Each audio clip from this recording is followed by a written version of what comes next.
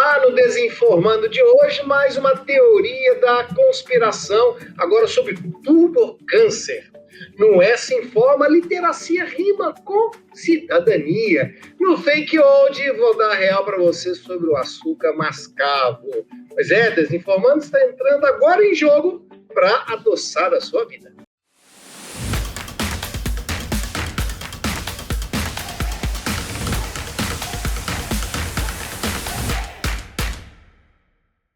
Olá, seja muito bem-vindo. Eu sou o professor Cláudio Magalhães, como sempre do meu lado aqui, Diego de Deus, grande jornalista, pesquisador da desinformação, doutorando, para nos esclarecer sempre sobre esse grande mal do século. Aproveita que você está aí, dá uma curtida, também nos segue aí no nosso perfil lá no YouTube, Democracia da Desinformação. Aproveite e vê todos os nossos episódios anteriores. Vai ali conversando, lavando uma louça, caminhando, para ver todas as conversas que nós tivemos, conversas curtas para você ficar informado contra esse grande mal do século, que é a desinformação. Sem perder tempo, pois é, você cada vez mais me trazendo termos novos. Agora tem um tal de turbocâncer. Roda a vinheta do A Ruim da Semana.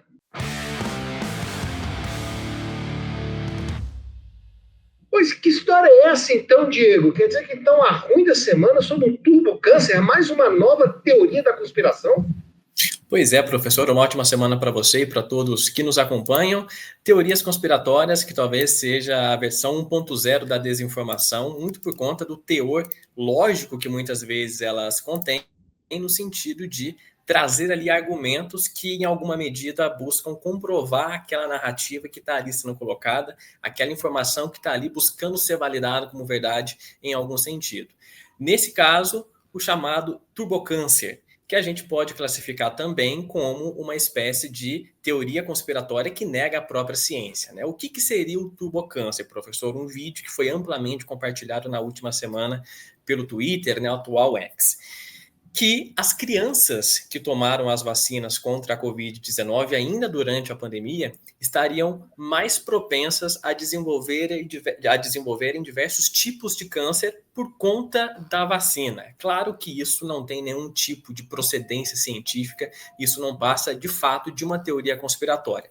Porém, ela foi muito endossada nos últimos dias porque um médico que participou ainda no mês de junho do programa do Charlie Kirk, que foi aquele influenciador que foi assassinado, né, aquele influenciador republicano, trumpista, que foi vítima de um homicídio nas últimas semanas, ele trouxe para esse programa, que era apresentado pelo Kirk, alguns argumentos ali que comprovariam, entre muitas aspas, a causa do câncer por meio da vacina contra a Covid-19.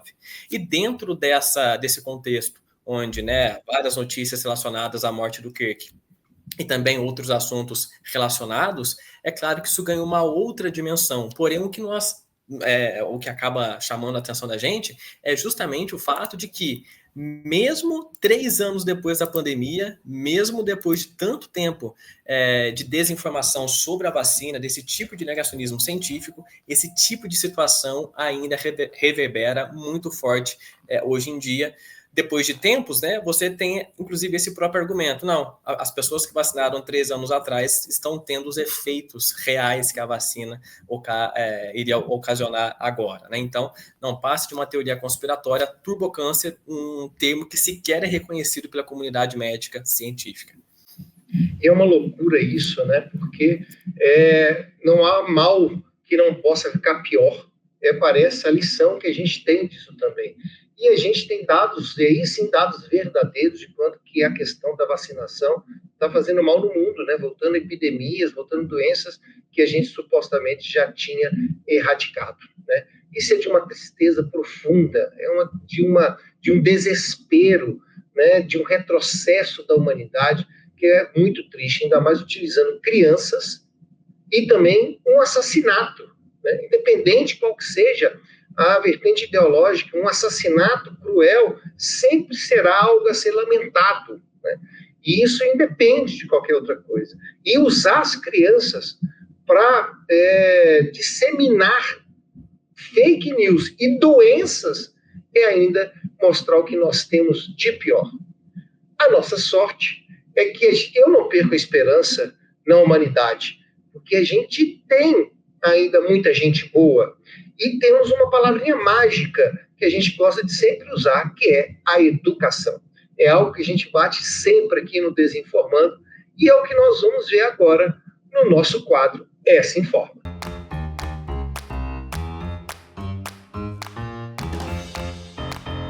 Então, pessoal, como você sabe, o nosso quadro, o Essa Informa, é sobre as pesquisas que falam sobre desinformação. Aí, verdadeiramente, como as vacinas deveriam ser, é informação e conhecimento na veia, daqueles lugares que a gente tem certificação de que acontece mesmo. E uma das coisas que o Desinformando aqui sempre bate, gente, que não tem outra solução para desinformação que não passe pela educação. Não só pela educação formal, mas também por projetinhos como o nosso, videocast falando sobre desinformação, mas também na mesa do boteco, conversando com as pessoas, não jogando só conversa fora, mas trazendo razões e dados especificamente para isso. É isso que a gente vai chamando um pouco sobre literacia ou letramento, do jeito que a gente pode tratar disso melhor. E saber usar a informação em proveito social nosso, meu e da nossa comunidade. Claro que isso tudo combina com outra palavrinha mágica, né, que também na última semana andou muito em voga, mas que no fim de semana a gente notou que é capaz de também resgatá-la, que é a cidadania. Conta um pouquinho para nós aí, Diego, literacia rima mesmo com cidadania em outros aspectos que não só o linguístico? Pois é, professor, tem sim, mais uma vez a gente trazendo aqui um texto que trata a respeito desse assunto por meio do dossiê que foi recentemente publicado pela revista Ecopós, lá do Rio de Janeiro, que trata especificamente sobre, né, literacia midiática. A gente tem separado alguns textos para trazer aqui, porque são textos recém-publicados, portanto, bastante atuais para serem discutidos. Dessa vez, um texto internacional do Julian McDougall e da Julia Weiss, que são da Universidade de Bournemouth, na Inglaterra, onde eles buscam localizar esses processos de aprendizagem midiáticos que a gente tem chamado, né, de literacia midiática ou alfabetização midiática, que foi o conceito utilizado por eles, dentro do campo da comunicação. O que eu quero dizer com isso? Muitas vezes, principalmente as pesquisas que eu tenho realizado ultimamente, né, que faz muito essa interface entre comunicação e educação, às vezes eu recebo o seguinte tipo de questionamento: tá, mas será que a tua pesquisa realmente é da comunicação? Será que ela não é da educação, não? Eu sempre bato na tecla dizendo que não, ela é da comunicação em conjunto com a educação, porque a comunicação enquanto tal também tem um valor pedagógico, pode ser uma ferramenta pedagógica para nos ajudar a enfrentar problemas comunicacionais de maneira em que a educação nos auxilie para esse combate em alguma medida, né? Então aqui, o que os autores tratam, né, de uma sociedade mais inclusiva e sustentável é muito interessante, porque a ideia de sustentabilidade não está atrelada à ideia de sustentabilidade ambiental.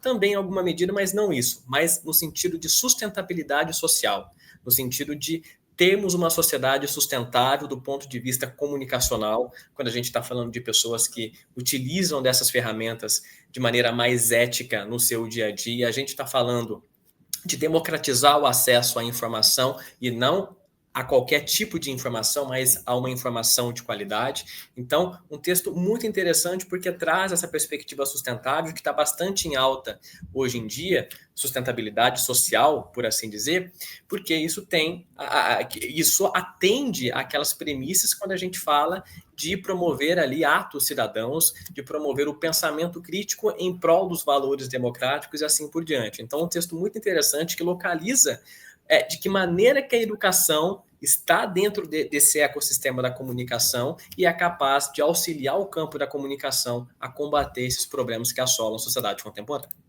Então, é algo para a gente prestar atenção agora, Diego, a palavra sustentabilidade agora associada ao social, porque a sustentabilidade ambiental ficou um pouco meio desgastado, né, por todas essas questões, inclusive da própria ignorância dos impactos ambientais. Voltar com a palavra sustentabilidade no ambiental é importante, mas agora criamos um novo campo, um novo lugar para se colocar ela, que é a sustentabilidade social. Isso tem aparecido muito, professor, nos países nórdicos, que é também um dos berços da literacia midiática, né? Se a gente pegar, por exemplo, os principais cases de sucesso, aí Finlândia, a propriamente dita Suécia, entre outros países, são países que, historicamente falando, sempre deram esse primeiro passo em direção a práticas de letramento midiático. E essa ideia de sustentabilidade ambiental tem sido tratada como um dos objetivos contemporâneos dos processos de letramento.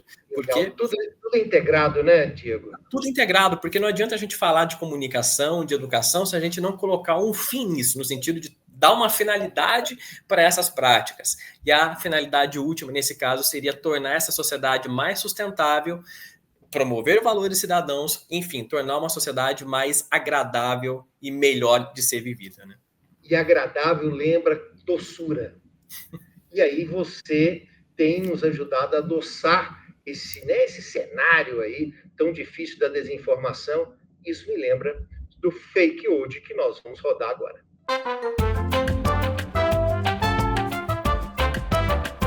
Diego de Deus, você vem aqui sempre quebrar as minhas costas das minhas crenças mais importantes. Então quer dizer que eu fiquei aqui no meu açúcar mascavo achando que estava fazendo uma diferença e você vem me dizer que isso é um fake old? Que é isso, Diego? Exatamente, professor, mais um caso aqui que o Desinformando traz. É claro que muitas pessoas acreditam que o açúcar mascavo ele tende a ser mais saudável, porque ele tem ali uma coisinha diferente, né? Essa cor, vale a gente ressaltar, ela é proveniente do melado do caldo de cana, né? Que contém ali ferro, cálcio, potássio, sódio, entre outros elementos que são saudáveis de fato à nossa saúde. Porém, professor, a vantagem, por assim dizer, do açúcar mascavo de conter esses nutrientes é que ele contém cerca de 5% e no máximo 10% a mais do que o açúcar branco, ou seja, no final das contas ele não faz muita diferença, sendo que esses mesmos nutrientes podem ser encontrados em maior quantidade em outros alimentos mais saudáveis. Uma armadilha também que acontece para quem utiliza açúcar mascavo é o fato de usar muito ele, porque ele adoça menos. Então você tende a usá-lo mais e ele vai fazer com que você seja viciado em açúcar do mesmo jeito que você é no açúcar branco, que você também acabe ganhando uma barriguinha a mais, como você também vai ganhar com açúcar branco. Então, no final das contas, não tem muita diferença, a não ser a corzinha e o gostinho que agrada alguns paladares. Então, aquelas pessoas que gostam, pode continuar usando, mas no sentido de achar que ele é muito melhor ou que ele não engorda tanto quanto açúcar branco, isso de fato não tem diferença no final das contas. Então, mais uma desinformação cristalizada que o Desinformando descastriliza hoje. Ai, ai, ai. E aí, para isso, a gente precisa sempre você por aqui. Vamos utilizar um pouco mais do seu conhecimento agora no quadro Pré-Verdades.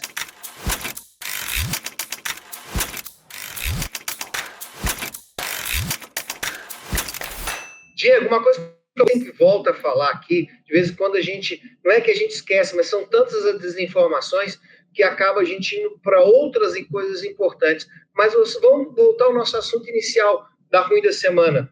A desinformação científica.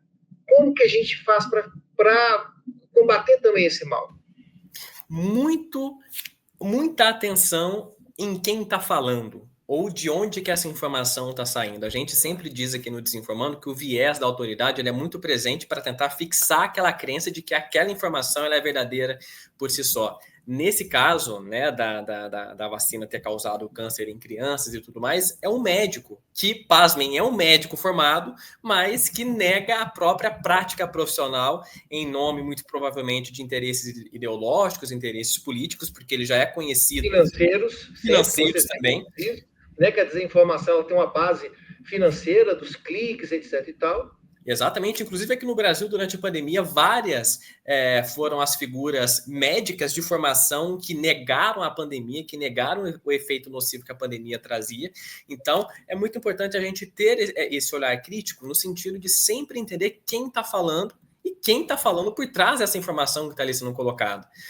A pessoa pode não ser médico, colocar um jaleco nela Se colocar o jaleco num jornalista, a pessoa já pode achar que esse jornalista é um médico. Nem por isso ele o é. Mas mesmo quem é médico também, muitas das vezes, pode estar direcionado a contribuir com determinado interesse político, social, econômico, ideológico e assim por diante. Então, muita atenção nesses casos para a gente não cair nessas armadilhas. E é por isso que o Desinformando está aqui, para a gente ficar esperto. A gente volta semana que vem. Um abraço, pessoal! Esse pessoal, até a próxima.